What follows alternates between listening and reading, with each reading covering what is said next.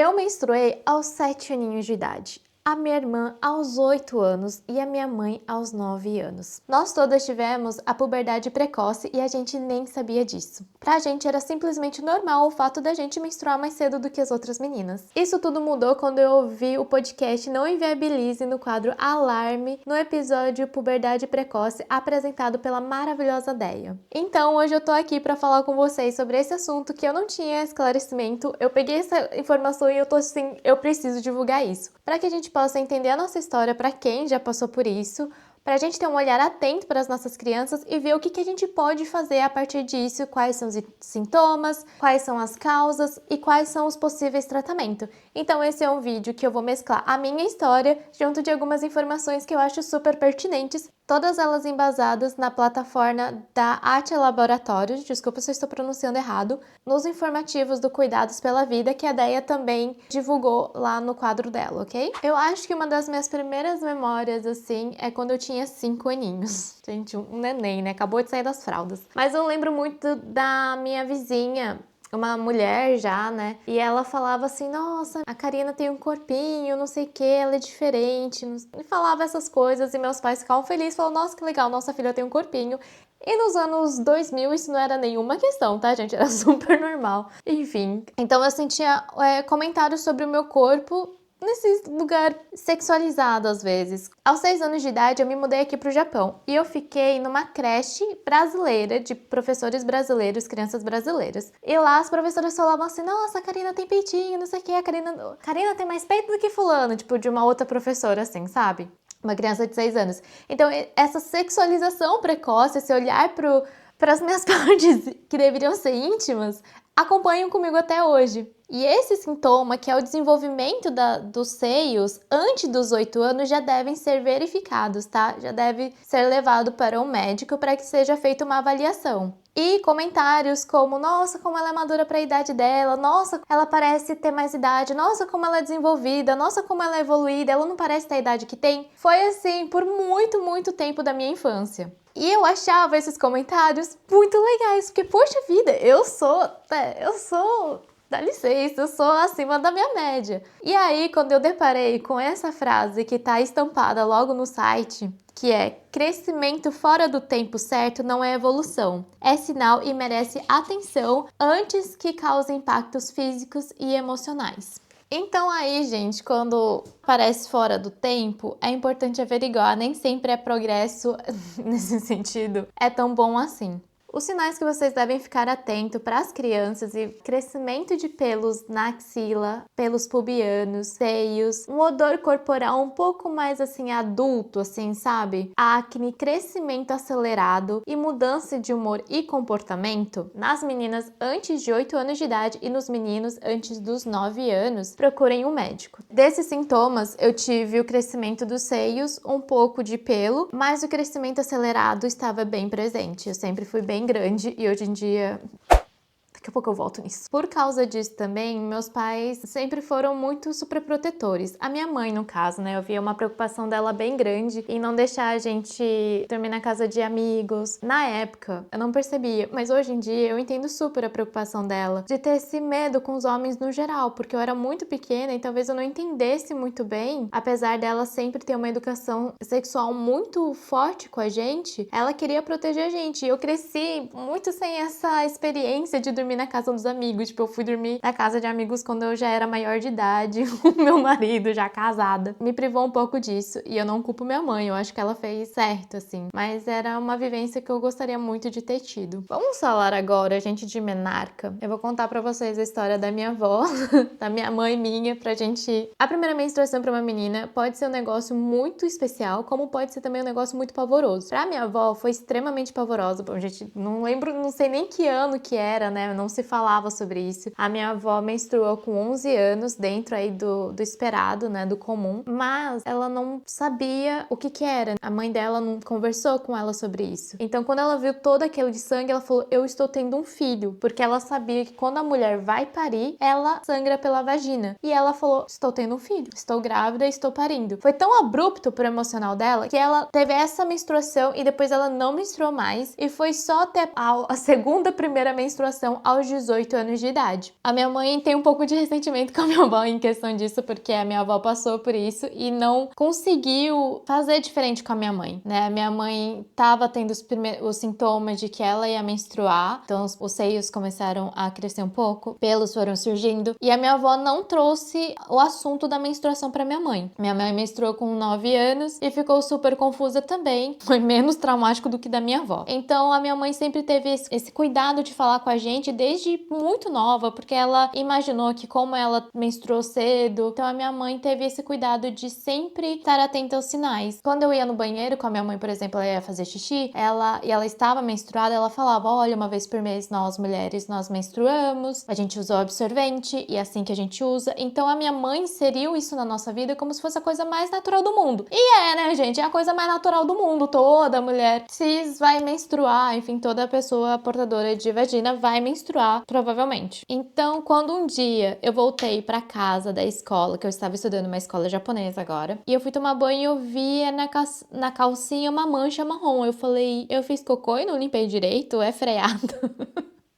Eu lembrei que nesse dia eu simplesmente não tinha feito cocô ainda. Então eu fui falar pra minha mãe. A minha mãe imediatamente olhou e falou: filha, sua primeira menstruação aconteceu agora, aos 7 anos de idade. E pra mim eu fiquei super feliz. Falei: ei, sua mocinha, que legal, não sei o quê. Eu lembro da minha mãe ficar um pouco preocupada, mas ela falou parabéns, felicitações. Meu pai me deu orquídeas, me deu flores, me parabenizando pela minha menstruação. Então, dentro da minha casa, foi muito acolhedor, assim, foi muito tranquilo, foi muito festivo até. Eu lembro também que a minha mãe chegou a ligar para um médico ginecologista e ele, tipo, tá, é isso, assim, ela menstruou cedo e acabou. E eu lembro dele só falando, tipo, quem menstrua cedo tende a entrar na menopausa mais tarde. Então eu teria uma janela aí de menstruando um pouco maior, mas isso, segundo uma pesquisa rápida que eu fiz, não é de fato um fato, né? Nunca se sabe quando vai se entrar na menopausa. Mas foi essa informação que a gente teve e bola pra frente. No meu caso, pela minha mãe, por exemplo, ter menstruado cedo, a minha avó, na época dela, talvez relativamente cedo também, pra mim, eu não tenho testes, eu não sei, talvez seja genético. Há indicativos de que seja genético. Mas a puberdade precoce, ela pode se desenvolver por outros fatores também, além da genética, como obesidade infantil, por exemplo, exposição a hormônios ou desreguladores endócrinos e doenças hormonais ou até mesmo um tumor que esteja causando essa evolução precoce. Você, mulher, como que você lida com a sua TPM? Eu, aos 28 anos de idade, eu não sei lidar muito bem com uma TPM. Imagina como uma criança de 7 anos lidava com uma TPM.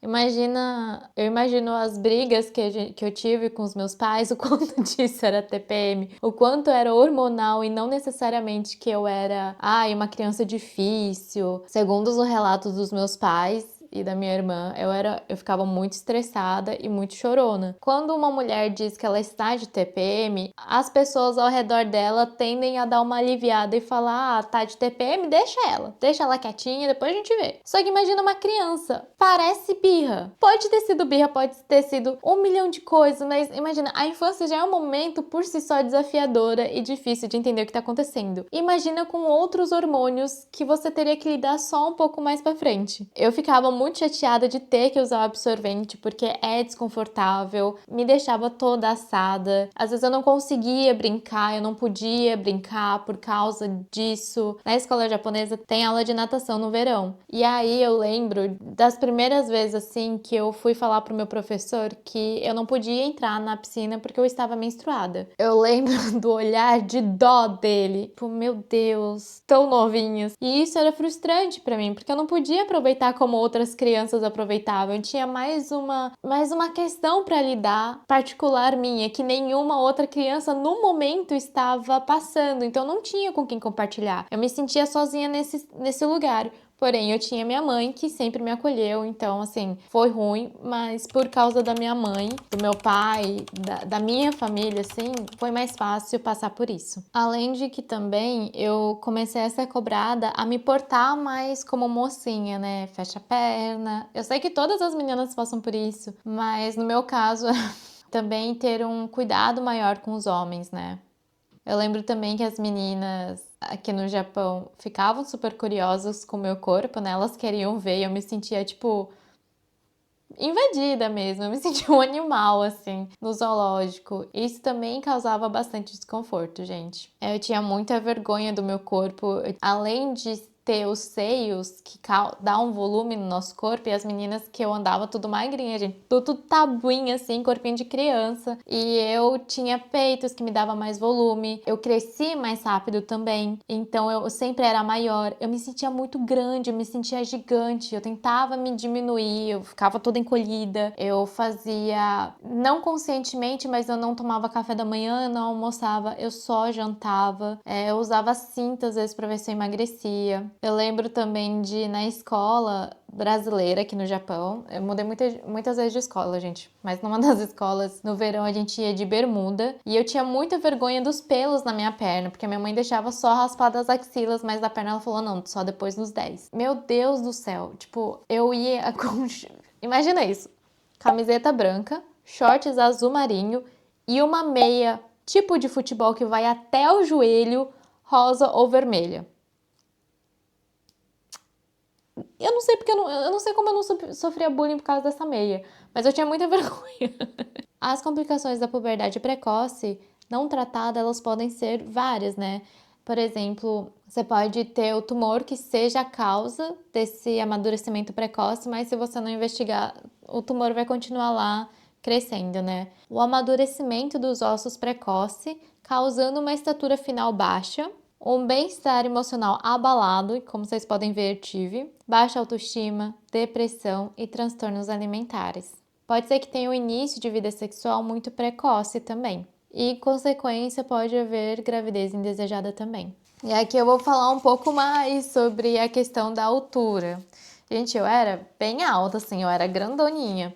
Para vocês terem uma noção, assim, do quanto eu era mais alta, né? O meu desenvolvimento de altura também, meus estirões aconteceram antes. Eu lembro de ter muita tontura quando eu levantava e a minha mãe falava, nossa, só tá crescendo. Na terceira série, eu acho que dá mais ou menos uns 9 anos, eu já tinha 1,48 m de altura.